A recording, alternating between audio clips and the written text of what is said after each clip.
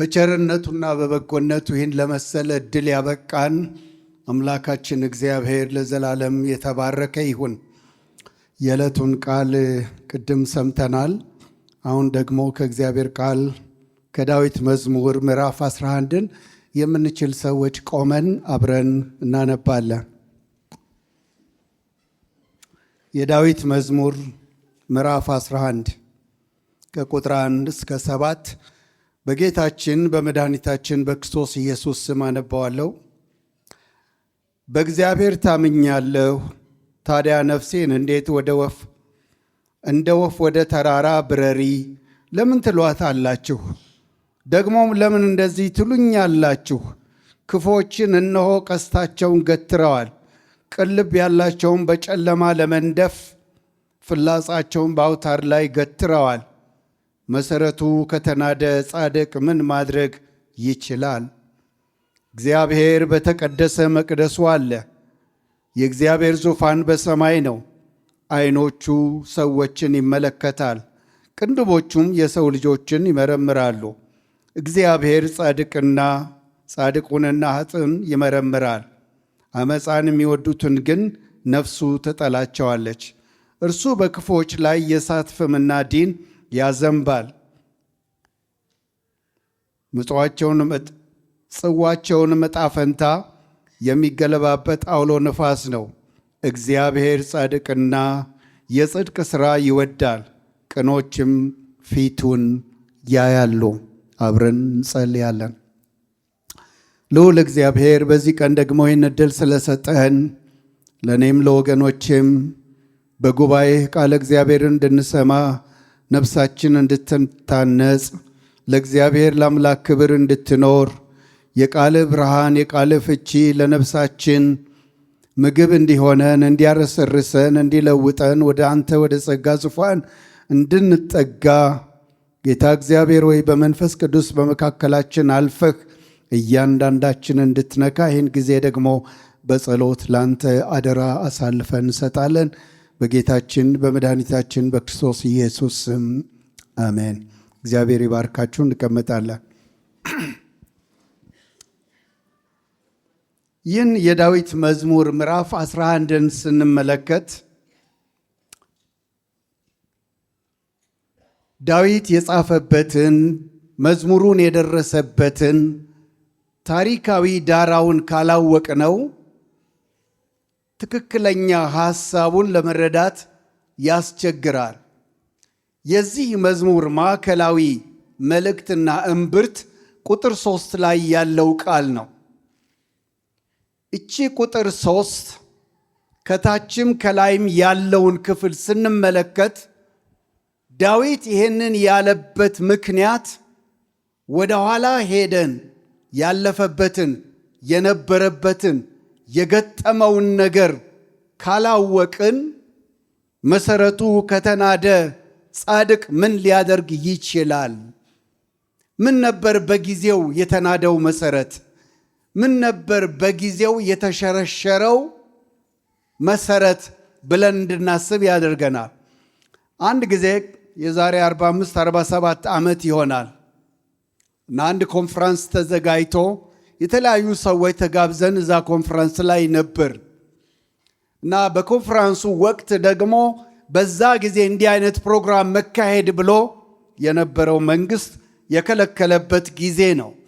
ሆኖም ግን ቤተክርስቲያን በዛ ስፍራ መንፈሳዊ ፕሮግራም ለማካሄድ የተለያዩ አገልጋዮችን ጠርታ እያገለገለች እያለ የዘመኑ ባለስልጣን ካድሬዎች ፕሮግራሙ አይካሄድም፣ ይሄ የምትሉ ስብከት አይሰበክም በሚል ብዙ ተግዳሮት ተካሄደ እና አንዱ አገልጋይ እንዲህ አለ፣ እናንተ ዛሬ ይህን የምትገዳደሩትን አምላክ እናንተን ደግሞ መልሶ የሚገዳደር አምላክ ነው። እስቲ የእናንተ አምላክና የእኛ አምላክ ማንነቱ የሚታይበት ዕለት ስለሆነ ደንቆሮ ካለ፣ የሞተ ሰው ካለ፣ ሽባ ካለ የፈለጋችሁትን አይነት በቃሬዛም እንኳን ተሸክማችሁ ኑ በማለት ተናገረ እና የዘመኑ ካድሬዎችም ደግሞ በቃ በጣም እየፎከሩ ልናመጣ እንችላለን አሉ። በዕለቱ ግን ሊያመጡ አልቻሉም። ሊያመጡ የቻሉ ሰው ደንቆሮ ነበረ እና ዛሬ እግዚአብሔርን ማዳን ታያላችሁ፣ ሙታን ብታመጡ ኖሮ በጣም የተሻለ ነበር አላቸው እና በጌታ ፊት ለዛ ሰው ጸለየ። ከሰዎቹ በላይ በጣም የተደሰተው ሰው ጆሮው የተከፈተለት ሰው ነበረ። ይሄ ከሆነ በኋላ ዘማሪ ሆኖ የተጋበዘው ቀድሞ የኛ ቤተክርስቲያን ዘማሪ የነበረው ደረጀ ከበደ ሁለተኛው ፕሮግራም ላይ መዝሙር ይዞ መጣ። ዝንጀሮ አይደለሁም የሚለውን ድርሰት የደረሰው የዛን ዕለት ነው። ከዝንጀሮ ነው የመጣን የሚል የዳርዊን አስተምህሮ በጣም እያራገቡት በነበረበት ጊዜ ይሄ ወንድማችን ደግሞ በቅኔ በዝማሬ ዝንጀሮ አይደለሁም የእግዚአብሔር አምሳል ነኝ የሚል ዝማሬውን ለጉባኤው ዘመረ። ጉባኤው ነፍስም ማር ቀለርትም ነበረ።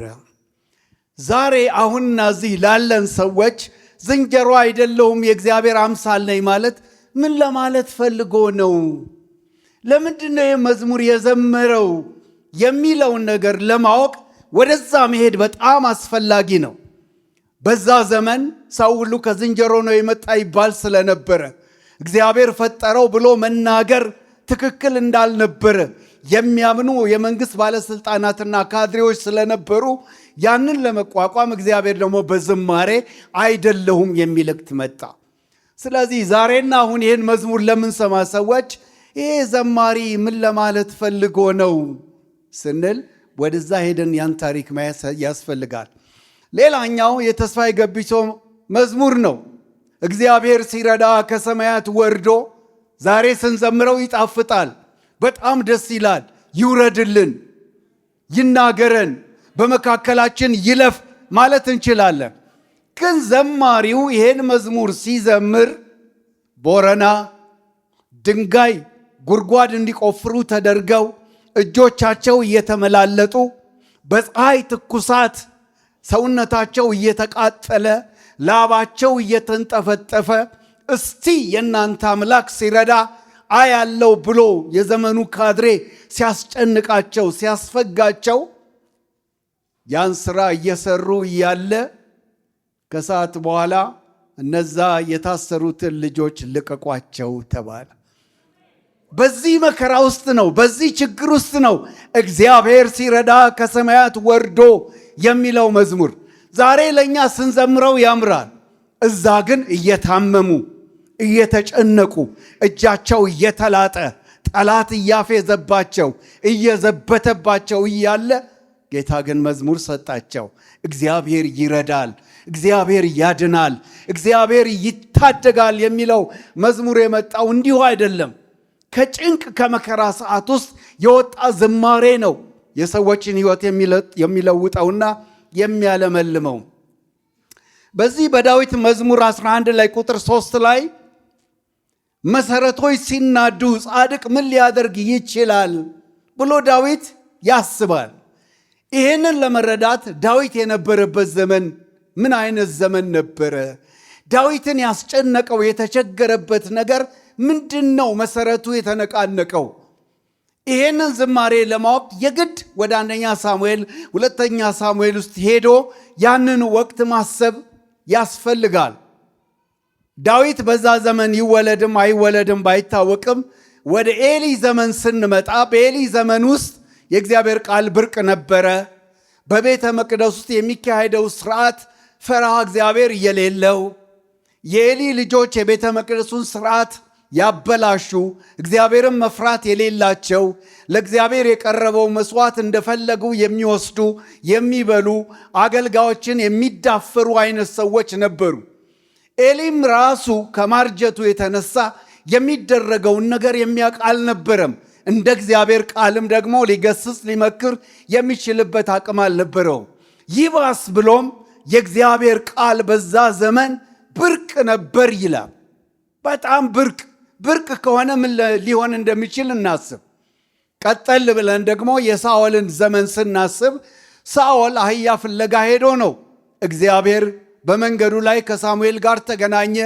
ሳሙኤልም እግዚአብሔር ለእርሱ ያሰበለትን ነገር ተናገረው። ስለ አህዮቹ አታስብ፣ እግዚአብሔር ስለ አንተ ሌላ ነገር አስቦልሃል ብሎ ተናግሮታል። ሳኦልም ከእግዚአብሔር ፊት ሲመለስ እግዚአብሔር ልቡን ለወጠለት፣ መንፈስ ቅዱስ ሞላው፣ ትንቢት ተናገረ። የሳኦል የመጀመሪያ የህይወት ልምምዶች በጣም የሚያስደስቱና የሚያስፈነድቁ አይነት ህይወት የነበረው ሰው ነው። ውሎ ሲያድር ግን ሳሙኤልንም ከመስማት እግዚአብሔርንም ከመስማት ይልቅ የራሱ መንገድ የተከተለ ሰው፣ በራሱ መንገድ የሄደ እግዚአብሔርን የማይታዘዝ በእግዚአብሔር መንገድ የማይሄድ ትዕቢተኛ ንጉሥ የሆነበት ነው። ይህም ብቻ አይደለም። ዳዊት ወደ ሳኦል ቤት መጥቶ ከነበረበት ክፉ መንፈስ ነፃ ለማውጣት መሳሪያ ሲጫወትለት በጦር ወርውሮ የሳተው ጊዜ ነበረ። ከዛም ደግሞ ጎልያድን ተገዳድሮት በእግዚአብሔር ጸጋ ዳዊት ትልቁን ጠላቱን ጥሎለት መዝሙር ሲዘመር ሲዘፈንለት ዳዊት ሺህ ገደለ፣ ሳኦል እንዲያደረገ ሲባል ሳኦል ደስ አላለው። ከዛ ቀን ጀምሮ ዳዊትን ያሳድደው ነበረ፣ ያባርረው ነበረ፣ ሊገለው ያደባ ነበረ። ያላደረገው አንዳች ነገር አልነበረም። እነዚህ ሁኔታዎች ይሆኑ መሰረቱ ከተናደ ጻድቅ ምን ሊያደርግ ይችላል? ፍትህ ከጎደለ፣ ፈራ እግዚአብሔር ከጎደለ፣ ክርስቲያናዊ ስነ ምግባር ከተጓደለ፣ ሰው የፈለገውን ነገር ካደረገ፣ እግዚአብሔር ከመሰረተው ካቆመው ሕያው ከሆነ ዘላለማዊ መሰረት የሚንድ ከሆነ ምን ማድረግ ይችላል ብሎ ጥያቄ ይጠይቃል። በቀደመው በ1954ቱ ትርጉም ላይ አንተ የሠራኸው እነሆ እነርሱ አፍርሰዋል፣ ጻድቅ ምን ሊያደርግ ይችላል ይላል የ54ቱ። ዛሬ ሌላኛው ትርጉም ደግሞ ሕግና ሥርዓት መሠረቱን ሲለቅ ደግ ሰው ወደ እግዚአብሔር ከመጠጋት በቀር ሌላ ምን ሊያደርግ ይችላል? አሁን ባነበብኩት በአዲሱ መደበኛ ትርጉም መሰረቱ ከተናደ ጻድቅ ምን ማድረግ ይችላል? NIV ደግሞ የበለጠ ምን ይላል? When the foundations are being destroyed, what can the righteous do?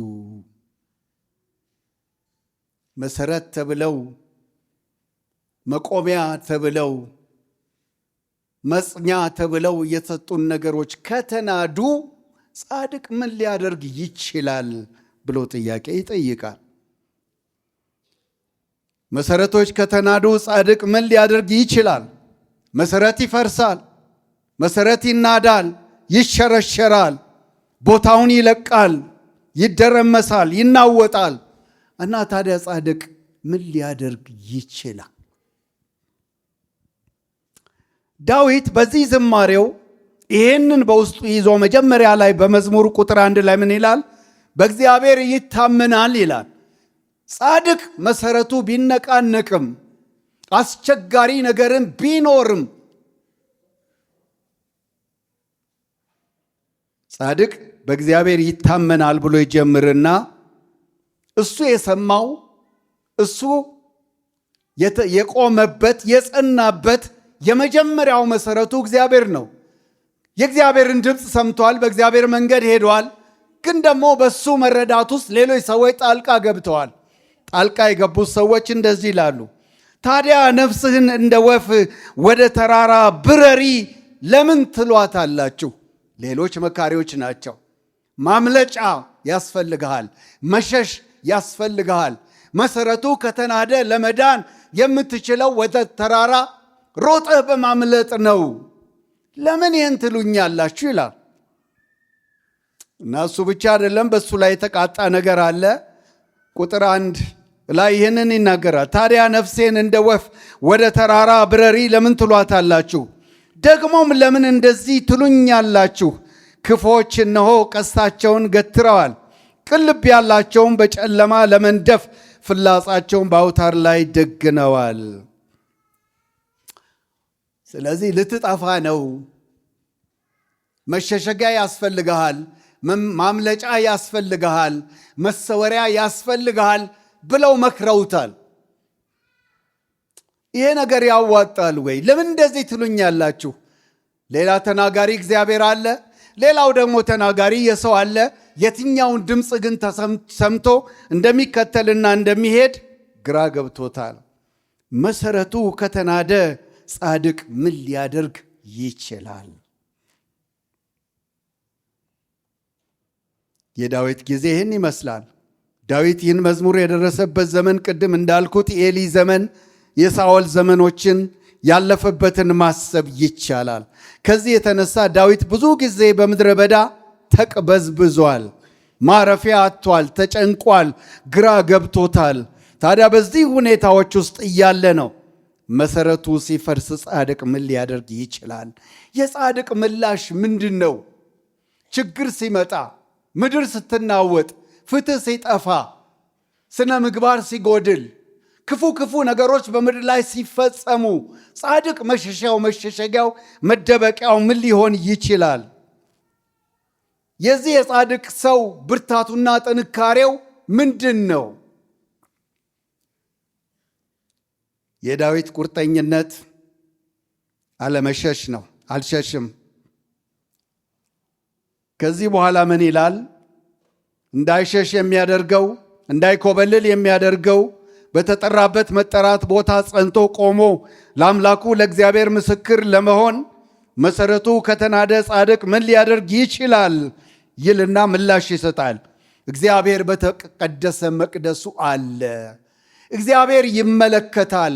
እግዚአብሔር ያያል። አመፀኞች ቢኖሩም ክፉዎች ቢኖሩም ምድር ብትናወጥም ምድር ልትሸከመው የማትችለው ኃጢአትና በደል በምድር ላይ ቢኖርም የጻድቃንን ሕይወት የሚያስጨንቅ አስቸጋሪ ነገር ቢኖርም የማይመለከት ይምሰል እንጂ እግዚአብሔር ይመለከታል ብሎ ዳዊት ይናገራል። እግዚአብሔር በተቀደሰ መቅደሱ አለ።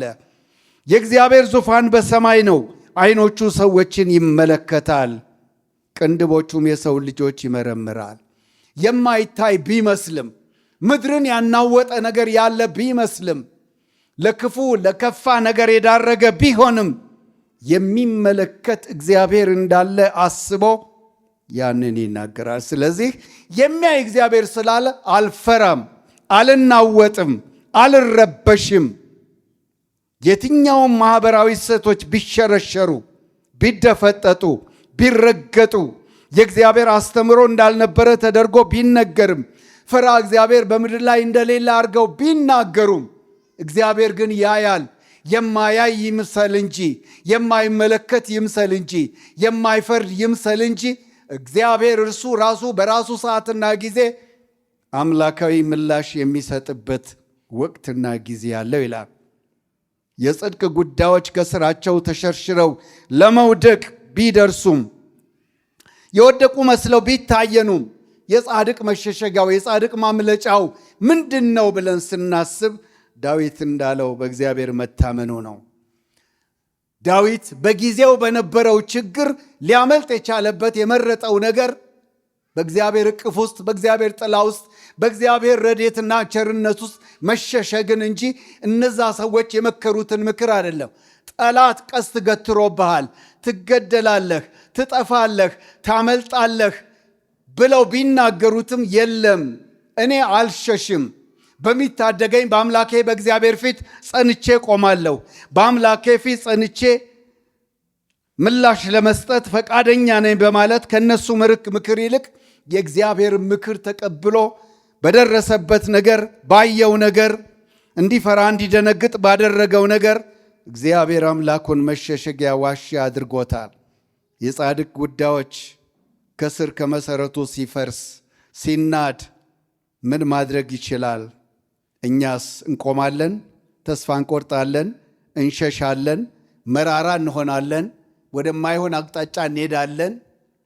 አንዳንዱ ማበጠሪያ የሚሆንባቸው ጊዜያቶች አሉ።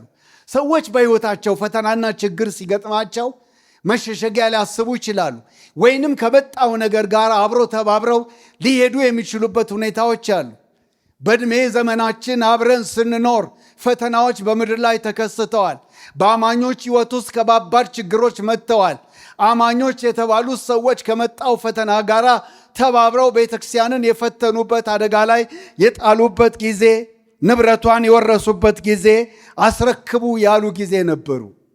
አብረውን ያመልኩ የነበሩ ሰዎች፣ አብረውን ጌታን ያገለግሉ የነበሩ ሰዎች፣ አብረውን ቤተክርስቲያንን ይመሩ ሰዎች ከሃዲው መንግስት ሲመጣ ከሱ ጋር የተባበሩ ሰዎች ነበሩ። የብዙ ሰዎች እምነት ተነቃንቋል። የብዙ ሰዎች እምነት ተፍረክርኳል። የብዙ ሰዎች እምነት ስፍራቸውን ለቀው ሄደዋል። እግዚአብሔር የረዳቸው፣ እግዚአብሔር ያበረታቸው፣ እግዚአብሔር በሰጣቸው ጸጋ ጸንተው ቆመው የተሻገሩ ሰዎችም ደግሞ አሉት። ለዳዊት ብቻ አይደለም። ዳዊት በዚያ ዘመን በዚህ ሁኔታዎች ውስጥ እንዳለፈ ጻድቅ መሰረቱ ከተናደ ምን ሊያደርግ ይችላል ሲንል ዛሬ መሰረቶች የሚናዱበት ብዙ ነገሮች አሉ። ተንደዋል፣ ተደርምሰዋል፣ እየተነቃነቀም ነው ያለ። የገባንም ገብቶናል፣ ያልገባንም ደግሞ ተባብረን እየሄድን ያለንባቸው ናቸው። ግን ለዳዊት ምላሽ የሰጠው ምንድን ነው? እግዚአብሔር ጻድቁንም ኃጢአታውንም ይመረምራል፣ አመፃን የሚወዱትን ግን ነፍሱ ትጠላለች። እርሱ በክፉዎች ላይ የእሳት ፍምና ዲን ያዘንባል፣ የጽዋቸው ዕጣ ፈንታ የሚለብስበት አውሎ ነፋስ ነው። እግዚአብሔር ጻድቅ ነውና የጻድቁን ሥራ ይወዳል፣ ቅኖች ፊትን ያያሉ። እግዚአብሔር መሰረት ተነቃንቆ እንዲህ አይነት ችግር ሲመጣ እግዚአብሔር አምላክ የሚፈርድበት የራሱ መንገድ እንዳለው፣ እግዚአብሔር እንደሚመለከት፣ እግዚአብሔር እንደሚያይ፣ እግዚአብሔር በጊዜው ጽዋው ሲመላ እንደሚዳኝ ይህን ይናገራል። በእኛም ዘመን እምነት የለም፣ ሕይወት የለም፣ ክርስትና የለም። ከዚህ በኋላ እኛ ብቻ ነን ያሉ ሰዎች ተራሮቻቸው በትናንሽ ጠጠሮች ተንደው ተበትነው አገር ጥለው ሲሄዱ አይተናል። ለካ እግዚአብሔር በሰማይ ነበረ። ለካ እግዚአብሔር እንዲህ አይነት ዳኝነት እየሰጠ ነበረ እንድንል ያደርገናል። ያኔ ብቻ አይደለም፣ ዛሬም ደግሞ መሰረቶች ሲሸረሸሩ፣ መሰረቶች ሲናዱ፣ የቆምንባቸው ነገሮች የሚናዱ መስለው ሲታዩ ጻድቅ ምን ሊያደርግ ይችላል? በአንደኛ ቆሮንቶስ ምዕራፍ 3 ቁጥር 11 ላይ ሐዋርያው ጳውሎስ ለቆሮንቶስ ሰዎች በጻፈው ጽሑፍ ላይ ከተመሰረተው መሰረት በስተቀር ሌላ መሰረት እንደሌለ እርሱም ደግሞ ጌታችን ኢየሱስ ክርስቶስ እንደሆነ ይናገራል። የኛ የአማኞች መሰረት የሚነቃነቅ አይደለም፣ የሚናድ አይደለም፣ በወቅትና በጊዜያዊ ስፍራ የሚለቅ አይደለም።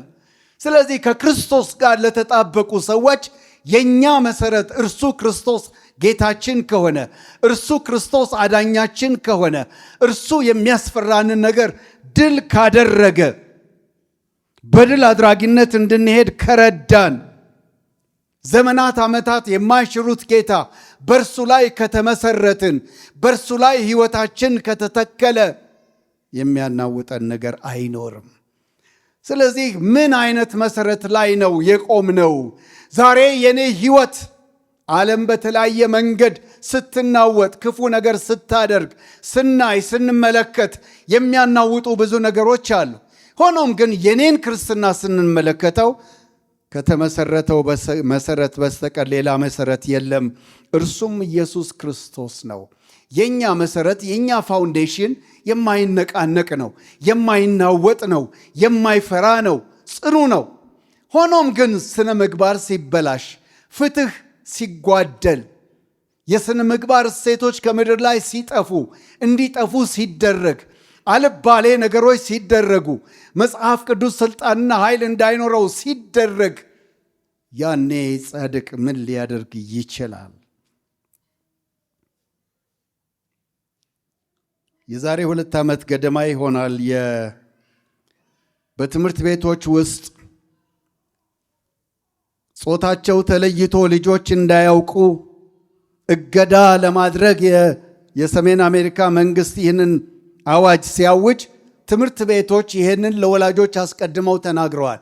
የወላጆች ፈቃደኝነት ተጠይቆ ስለነበረ ይህንን የሚያራግቡ ሰዎች ትልቅ ሆነው ሳይሆን ጥቂት ሰዎች ሆነው በትልቅ ሜጋፎን ይህንን ድምፅ ያስተጋባሉ። እና እዛ ላይ የቤተ ክርስቲያን ልክ እንደ ዛሬ እሑድ አምልኮ ለተሰበሰቡ ሰዎች ልጆቻችንን እንዳናስተምር እንዲህ አይነት ተጽዕኖ ተደርጎብናል፣ ጾታቸውን እንዳያውቁ ተደርጓልና ሄደን እኛም ድምፃችንን እናሰማ ነው። ግን በዕለቱ የወንጌል አማኞች ድጋፍ ለመስጠት አልወጡም። ከነሱ ይልቅ የሙስሊም ቤተሰቦች ግን እምነታችን ስለማይፈቅድ ይህንን አገልግሎት አንፈልግም፣ ልጆቻችንን እንዲማሩ አንፈልግም ብለው ተገዳድረው ምላሽ ሰጥተዋል። ሆኖም ግን አብዛኛው ቁጥር የነዛኞቹ ስለነበረ የጾታ ጉዳይ እንዳይናገር ተራር። ስለዚህ ይሄ ወንድ ነው ይሄ ሴት ነው እንዳይባል ተደርጓል። ይሄ የሥነ ምግባር እሴቶችን ማበላሸት ነው። እግዚአብሔር በኤደን ገነት የፈጠረው አንድ ወንድና አንድ ሴት ነው። አሁን ግን እየሆነ ያለው በሴቶቻችን እየተሸረሸሩ ያሉት አይ ወንድ አይደለህም ሴት አይደለህም። ቅርብ ቀን አንድ ፕሮግራም ስመለከት ስራ ሊቀጠሩ የሄዱ ሰዎች ናቸው።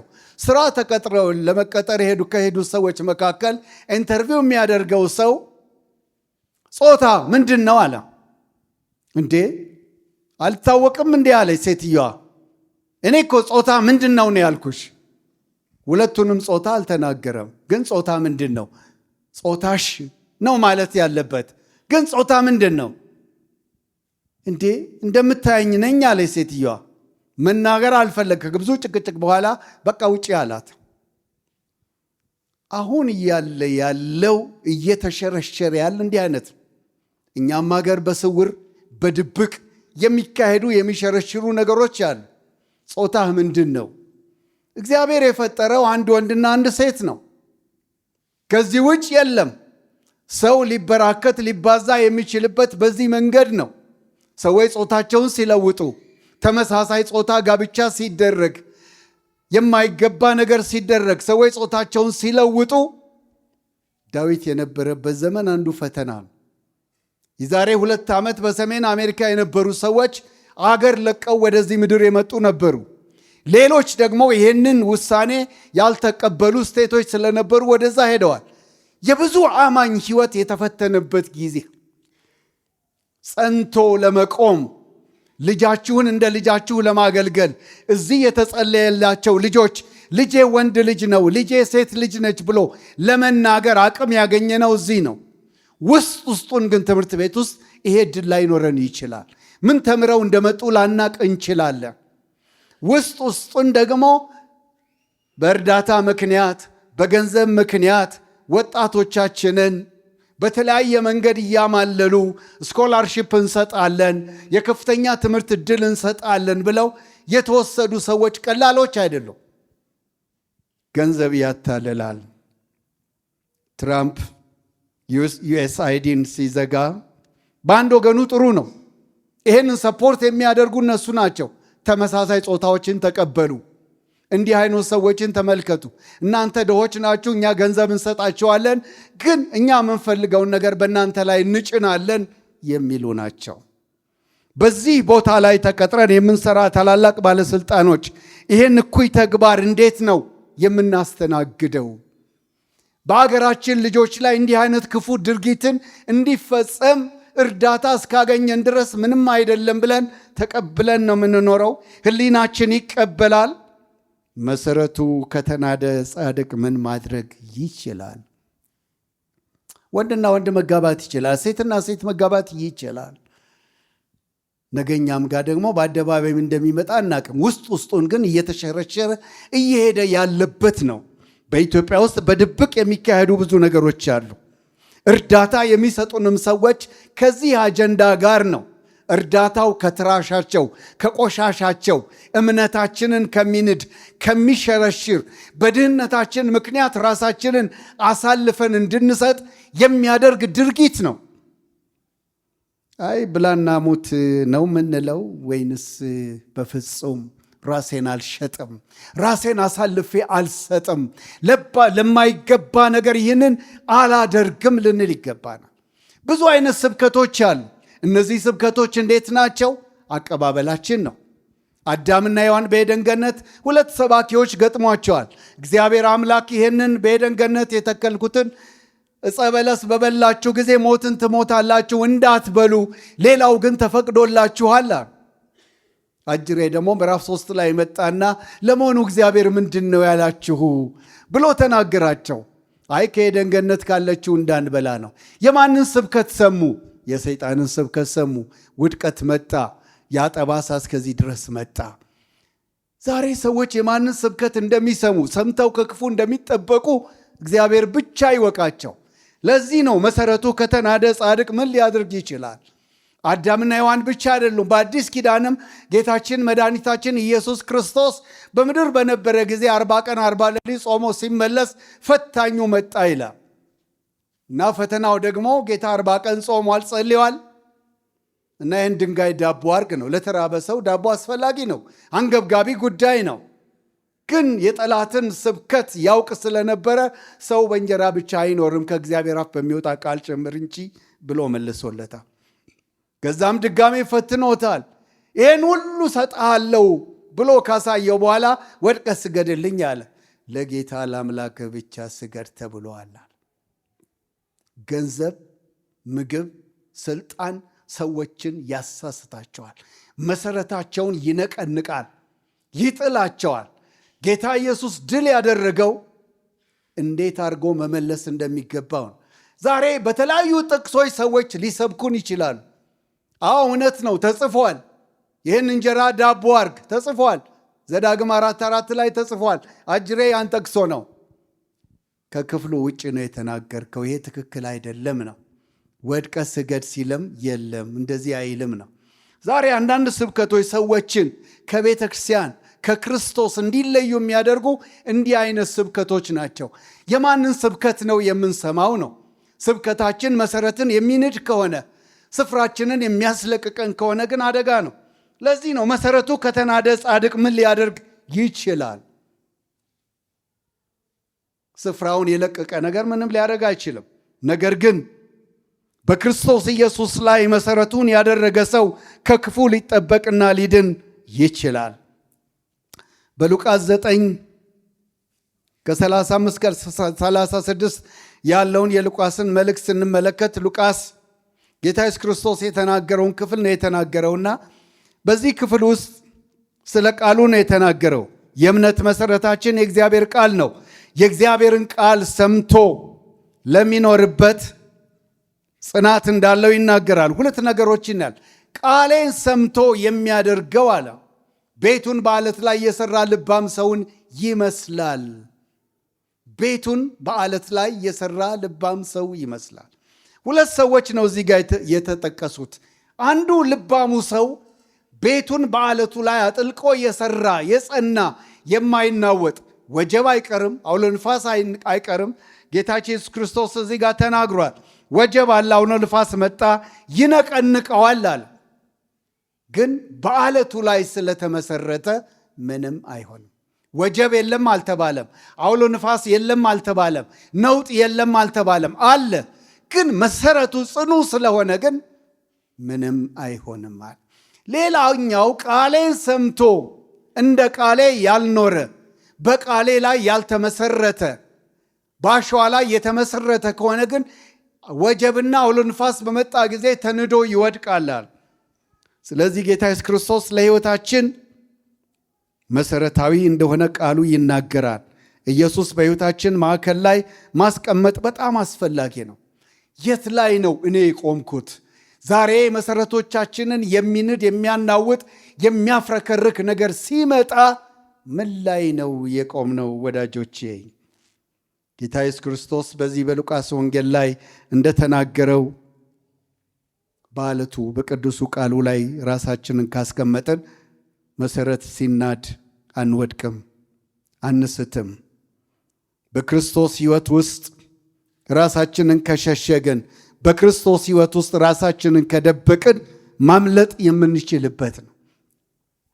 የእግዚአብሔርን ቃል ስናስብ ሰዎች ብዙ አመለካከት አለ። ይቅርታ አድርጉልኝ፣ በዚህ ጉባኤ አሁን የእግዚአብሔርን ቃል እየሰማን ነው። እየሰማን እያለ ግን የማንን ቃል ነው ደግሞ የምንሰማው ነው? አዳምና ሔዋን በዔድን ገነት የሁለት ሰዎች ስብከት ቀርቧል። ግን የማንን ሰሙ ስንል የሰይጣንን የሰሙት።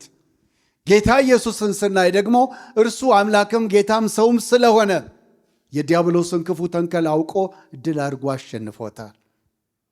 ዛሬም ራሳችንን ስንመለከት የማንን ስብከት ነው የምንሰማ? የማን ነው ውስጣችን ሰርጎ የሚገባው? የቅዱሱን የእግዚአብሔርን ቃል ሰምተን መሰረትን ጥለል በዛ ላይ የፈለገው መናወጥ ይምጣ አልናወጥም፣ በእግዚአብሔር ጸንቼ ቆማለሁ የሚል ሰው ከጌታ ጋር የተስማማን። ሆኖም ግን ሰዎች ጥላ አላቸው። ምንም ወንጌል ቢሰበክ አንዳንዱ ሰው እንዳይነካው የራሱን ጥላ ይዞ ይቀመጣል። ይሄ ደግሞ የዛሬው ስብከት ምን ይሆን? ዛሬ ደግሞ ምን ሊሉን ይሆን? እኔ ከምለው እኔ ከማስበው እኔ ከያዝኩት ጋር አብሮ የሚሄድ ነው አይሄድም ብሎም ያስባል። ዝናቡ እንዳይነካኝ ብሎ ጠሉ እንዳይነካኝ ብሎ የራሱን ጥላ ይቀመጣል። እነዚሁ አይነት ሰዎች ናቸው መሰረታቸው የሚናወጥባቸው፣ መሰረታቸው የሚናድባቸው፣ ፈተናና ችግር ሲመጣባቸው ተንደው የሚወቅቱት እንዲህ ናቸው። ጌታ ግን እንዳንወድቅ እንዳንናድ መሰረታችን የጸና እንዲሆን መሰረቱ እኔ ነኝ ይላል። መሰረቱ እኔ ነኝ። ክርስቶስ የሕይወታችን፣ የቤተሰባችን፣ የቤተ ክርስቲያናችን ራስና መሰረት እርሱ ብቻ ነው። ሞትን ድል ያደረገ ያሸነፈ፣ ለዘላለም የሚኖር በሕያውና በሙታን የሚፈርድ የሕይወት መሰረታችን የናዝሬቱ ኢየሱስ ክርስቶስ ነው። የአዲስ ሕይወት የአማኞች ኃይል ምንጭ የናዝሬቱ ኢየሱስ ክርስቶስ ነው። የቤተሰብ መሰረት የናዝሬቱ ኢየሱስ ክርስቶስ ነው። ከመጀመሪያው ጀምሮ ከዘፍጥረት ጀምሮ አንድ ወንድ አንድ ሴት ብሎ የተናገረ እግዚአብሔር ነው። ሌላ ጾታ አልፈጠረም። ሌላ ታሪክ አላመጣም። ትውልድ እንዲበረክት እንዲባዝ ያደረገው ይሄን መሰረት ነው። ጠላት ዲያብሎስ ግን ቤተሰብን በመምታት ቤተሰብን በመግጨት በቤተሰብ ላይ አደጋ በማምጣት የማይሆን ትምህርት በማስተማር ጾታ በመለወጥ ተመሳሳይ ሰዎች እንዲጋቡ ይህ አስተምሮ በምድራችን ላይ በጣም እየሰፋ የመጣበት ዘመን ነው። ስለዚህ አንዱ መሰረትን የሚንደው ምንድን ነው ስንል ቤተሰብ ላይ ነው ዲያብሎስ ትኩረት ያደረገው። ቤተሰብ ላይ አነጣጥሮ ነው ያለው። እግዚአብሔር በዔድን ገነት ባርኮታል። እግዚአብሔር በዔድን ገነት አንድ ወንድ አንድ ሴት ብዙ ተባዙ ብሎ ከዘፍጥረት ጀምሮ እየመጣ ያለ ነው። አጅሬ ጠላት ዲያብሎስ ግን እንክርዳድ እየዘራ መጥፎ ዘር እየዘራ የማይባል ነገር በማድረግ ግብረ ሰዶማውያን እንዲራባ እንዲባዛ ያደርጋል። ይሄ የቤተሰብ መሰረት እየተናደ ባለበት በዚህ ዘመን ቤተሰብ የሕይወት ማዕከል ነው። ቤተሰብ የሕይወት መሰረት ነው። ቤተሰብ የማህበረሰብ የማዕዘን ድንጋይ ነው። ቤተሰብ መጠናከርና የሁላችን ማጠናከር የሁላችን ድርሻ ነው። ትኩረቱ ቤተሰብ ላይ ስለሆነ ቤተሰብን ለማናድ የማይደረግ ጥረት የለም። ባል በሚስት ላይ፣ ሚስት በባል ላይ የሚያደርጉት ነገር አለ። ማንም ማንንም ወንጀል አይችልም። ሚስት እንደ እግዚአብሔር ቃል እስከኖረች ድረስ መሰረቷን በእግዚአብሔር ቃል ላይ እስካደረገች ድረስ በቃለ እግዚአብሔር እስከተመራች ድረስ እግዚአብሔርን እስከፈራች እስካከበረች ድረስ ቤተሰብ ጤናማ ሊሆን ይችላል። ወንዱም አባትና ባል እስከሆነ ድረስ መርሁ የእግዚአብሔር ቃል እስከሆነ ድረስ እርሱ የቆመበት የእግዚአብሔር ቃል እስከሆነ ድረስ መመሪያው፣ መተዳደሪያው፣ ደንቡ የእግዚአብሔር ቃል እስከሆነ ድረስ የማይናወጥ ሕይወት ይኖራል። ዛሬ የብዙ ሰዎች ቤተሰብ የቆሰለ ነው። ዛሬ በማህበረሰባችን ውስጥ ከስነ ምግባር ጉዳይ የተነሳ ብዙ ህመሞች፣ ብዙ ቁስሎች አሉ። ማህበረሰቡ የቆሰለ ነው። ፖለቲካው የቆሰለ ነው። ኢኮኖሚው የቆሰለ ነው። ምንድን ነው ስንል ስነ ምግባር የጎደለው፣ ከእግዚአብሔር ፈቃድ የሚኖር ንግዱ የተበላሸ፣ አሰራሩ የተበላሸ፣ ፍትህ የጎደለው፣ ስነ ምግባር የጎደለው፣ ፍትህ አልባሌ የሆነበት ከምን የተነሳ ነው? ከመሰረቱ የቆሸሸ የተበላሸ ስለሆነ ነው። ሁሉ የቆሰለ ማህበረሰብ ባለበት እንዴት ሊፈወስ ይችላል? የዳዊት ጥያቄ ይሄ ነው። መሰረቱ ከተናደ ጻድቅ ምን ሊያደርግ ይችላል? ሰው ሁሉ አሜን ብሎ ከተቀበለ እኛ ጋር ጎልቶ ስላልታየነ እንጂ በአውሮፓና በሰሜን አሜሪካ በየመንገዱ ወንዶች ባለትዳር ጓደኛሞች የሆኑ ጸያፍ ነገር ሲያደርጉ፣ የማይመጥናቸው ልብስ ሲለብሱ፣ የማይመጥናቸው ጡት ማስያዣ ሲያደርጉ፣ ጫማ ሲያደርጉ፣ መንገድ ላይ የሚያደርጉትን ስታዩ በኢየሱስም ብላችሁ የምታልፉት ይኖር። በጣም አጸያፊ ይሆን። ከፋም በጀም ሀገራችን ጥሩ ነው። ስሩ ግን መርዝ አለው። በተለያዩ ቴሌቪዥኖች፣ በተለያዩ ሶሻል ሚዲያዎች፣ በተለያዩ ዩቲዩቦች የምናያቸው የሚነገረን የሚሰበክልን እንዲህ አይነቱን ለመናድ ነው። በእግዚአብሔር ቃል ላይ መሰረት ካረግን የእኛ ቤተሰብ መመሪያው ቴሌቪዥኑ አይደለም፣ ዩቲዩቡ አይደለም፣ ተደብቀን የምናደርገዋል። ቴክኖሎጂው መልካም ቢሆንም ግን ባልና ሚስት አብረው የማይታዩበት፣ ልጆችና ወላጆች የማይገናኙበት፣ ሁሉ ቸክሎ ያለው ዩቲዩብ ላይ ሶሻል ሚዲያ ላይ ምን እያቀበለን ነው? ምን ውስጣችን እየተከለ ነው? እየሸረሸረን እየናደን ያለ ነው። ወደን ገዝተን በኪሳችን ያደረግነው ጠላታችን ሆኖ የተቀመጠው ነው። ምን የሚያደርግ? የሚሸረሽረን። ለቤተሰብ ጠንካራ መሰረቶች ያስፈልጋሉ። ጠንካራ ቤተሰብ ጠንካራ መሰረት ያስፈልገዋል። ቀጣይነት ያለው ጥገና ያስፈልገዋል። መነቃነቅ አይቀርም፣ ግን ጥገና ያስፈልጋል። በእግዚአብሔር ቃል ይጠገናል። በእግዚአብሔር ቃል ይፈወሳል። በእግዚአብሔር ቃል ይሰራል። በእግዚአብሔር ቃል ወደ መልካም ደረጃ ይመጣል። ፍቺ መፍትሄ አይደለም። ወደ ፍርድ ቤት መሄድ መፍትሄ አይደለም። በሰሜን አሜሪካ በርካታ የጋብቻ አማካሪዎች አሉ። አንዱንም አልጠቀመም። የሚጠቅመው የእግዚአብሔር ቃል ብቻ ነው። ወዳጆቼ ለፍቅር ትኩረት ልንሰጥ ይገባናል። እንደ እግዚአብሔር ቃል መኖር ያስፈልጋል። ጆሮቻችንን ለእግዚአብሔር ድምፅ እንጂ ከውጭ ለሚመጡ ድምፆች ራሳችንን አሳልፈን ልንሰጥ አይገባንም። መሰረታችሁ መሸርሸር የለበትም። ሕይወታችሁ በሌላ ነገር መናድ የለበትም። በምንሰማው በምናየው ነገር መሄድ የለበትም። መቼም ድሃ ሀገሮች ትልቁ ፈተናቸው ይሄን ያህል ገንዘብ እንሰጣቸዋለን፣ ግን አብራችሁ ደግሞችን ተቀበሉ። እርዳታውን እንቀበል ወይንስ ሸቀጡንም እርዳታውም ይቅርብን እንበል። ብዙ የአፍሪካ ሀገሮች ትልቁ ፈተናቸውና ችግራቸው ሀያላኑ ሀገሮች ከነሸቀጣቸው ገንዘብ እንስጣችሁ ይላሉ። ግን በፓኬጅ ውስጥ ምን አለ? ይሄ ርካሽ የሆነው ቆሻሻ የሆነው ስኮላርሺፕ፣ የገንዘብ ድጋፍ፣ እርዳታ። ግን ያንን ነገር አብራችሁ አትከልክሏቸው። ተመሳሳይ ጾታ ሌላውንም ተቀበሉ፣ አብራችሁ አገልግሉ፣ ኢንክሉሲቭ ሁኑ። እንዲህ አይነት ታሪክ የለም። እስከምን ድረስ ነው ሰዎችን የምንሰበስበው? እንዴት ነው ኃጢአትና ጽድቅን አብረን የምናስቀምጠው? ተስማሙ፣ ተግባቡ፣ አብራችሁ ኑሩ። መጽሐፍ ቅዱስ የሚለውን ብቻ ነው እንጂ የምናደርገው ከኃጢአት ጋር ተስማምተን አንኖርም። ስለዚህ መቻቻል ገደብ አለው፣ ልክ አለው። የእግዚአብሔር ቃል እስከሚለው ድረስ እንቻቻላለን። የእግዚአብሔር ቃል የማይለው ጋር ግን እዚህ ጋር አቋም ይኖረናል።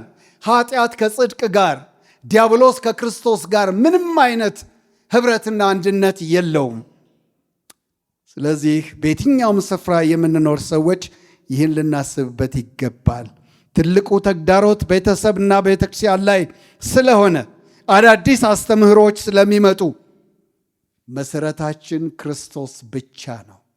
ብቻና ብቻ ነው። ተደምሮ ምናምን የሚባል ታሪክ የለም። ቤተሰብ የህልውናችን የማዕዘን ድንጋይ ነው።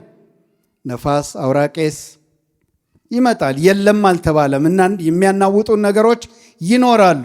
ሆኖም ግን እግዚአብሔር ሊያሻግረን ይችላል። ቤተሰብ የተሟላ ትርጉም ያለው የህይወት መሰረት ነው። በዓለቱ በክርስቶስ ኢየሱስ ላይ እስከተመሰረተ ድረስ ስነ ምግባር ቢሸረሸርም፣ ፍትህ ቢጓደልም፣ ቢናድም፣ ራስ ወዳድነትም፣ ሌባነትም፣ ተመሳሳይ ጾታ፣ ሌዝቢያን፣ ትራንስጀንደር የመሳሰሉት ነገሮች ቢኖሩም ቤተክርስቲያንን አይመለከትም። በጽድቅ ኖራ እንደ ዳዊት ለነዚህ ሁሉ እንደ ስራቸው እንደ ብድራታቸው የሚመልስ አምላክ በዙፋኑ ላይ እንዳለ ዳዊት እንደነገረን እንዳሳየን እግዚአብሔር ይፈርዳል። ሰዶምና ጎሞራን የገለበጠው በክፉ ስራቸው ነው።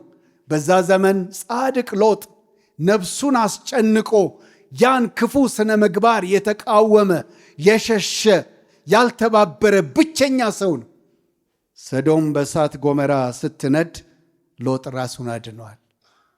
ቀላል አይደለም። ነፍሳችንን ይገዘግዛል። ቀላል አይደለም። ነፍሳችንን ይፈታተናል። ቀላል አይደለም። ራሳችንን አሳልፈን እንድንሰጥ ያደርገናል። እየተራብኩ እየተቸገርኩ እየጎሰቆል ከምኖር በልቼ እንዲህ ሊሁን አደጋ አለው።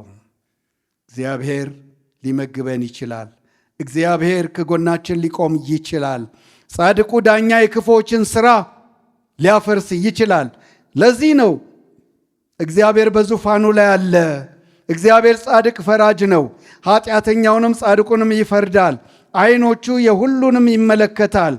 ክፉ የሚያደርጉትን ነፍሱ ትጸየፋቸዋለች ይላል። እርሱ በክፉዎች ላይ የእሳትን ፍምና ዲን ያዘንባል።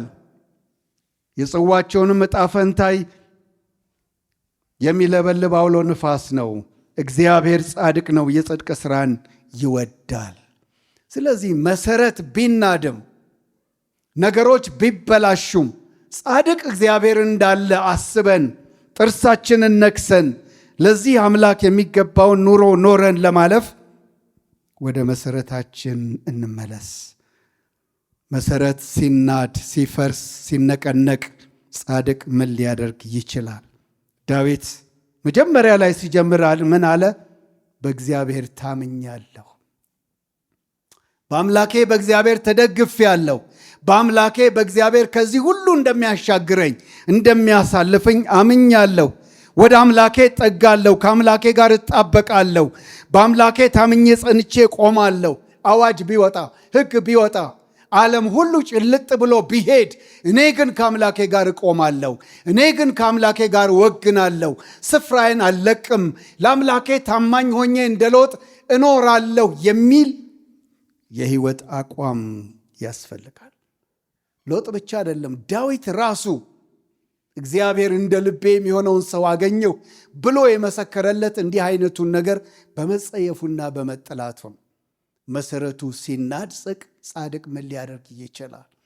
በመስሪያ ቤታችን፣ በመንደራችን፣ በኑሯችን በተለያየ መንገድ ህይወትን የሚፈትኑ ነገሮች አሉ። መስመር የሚያስለቅቁ ነገሮች አሉ። የማንፈልጋቸው ነገሮች ወደኛ እንዲመጡ ከሌሎች ጋር እንድንተባበር የሚያደርጉ ነገሮች አሉ። ያኔ የህይወታችን መሰረት የሚፈተንበት ሰዓት ነው። መቆሚያችን ምን ይሆን? ጨክነን እንቆማለን ወይንስ ራሳችንን ሰተን ለቀን እንነዳለን? መሰረታችሁ ምን ይመስላል? አምላኩን ተስፋው ያደረገው ዳዊት፣ በአምላኩ የተደገፈ ዳዊት ዛሬ እኔና እናንተ በዚህ ክፉ ዘመን ውስጥ፣ አልባሌ በሆነ ዘመን ውስጥ፣ የዓለም ሸቀጥ በሚራገፍበት ዘመን፣ በሚራገብበት ዘመን የኔ አቋም ምን ይመስላል? መሰረቶች ሲናዱ እኔ ምን ላደርግ እችላለሁ? ላደርገው የሚችለው ነገር ምንድን ነው? ከእግዚአብሔር ጋር ወግናለሁ ወይንስ ከመጣው ንፋስ ጋር አብሬ ሄዳለሁ? እግዚአብሔር ከክፉ ይጠብቀን። እንጸልይ። ሪማን ታራራ ባዲያ ሪፔንቶሎ ለቦሳ